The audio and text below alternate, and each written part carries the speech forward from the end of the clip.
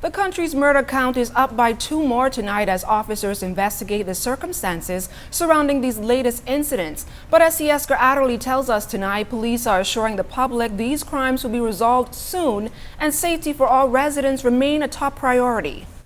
Police tonight are hunting for those responsible for the country's latest murders.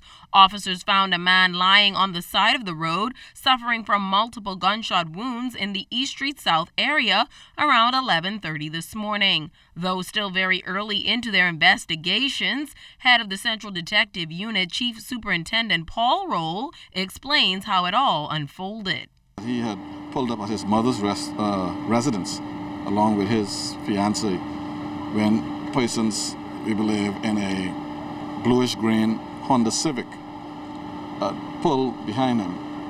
The rear passenger exited armed with a handgun and began discharging shots in his direction, fatally injuring him. The culprits reportedly sped off in a blue Honda Civic vehicle. While police couldn't identify the victim, family members identified the victim as 30-year-old Jason Major.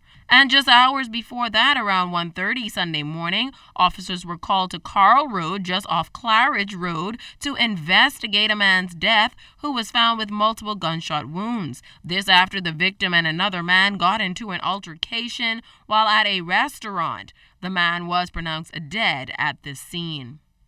Also at the scene was Police Press Liaison Officer Assistant Commissioner of Police Stephen Dean, who wanted to assure the public that despite the 3 murders occurring over the weekend, officers are doing their best to keep the streets safe for all who live and work in the Bahamas. In fact, Dean says police have doubled their manpower. We have mounted a number of operations.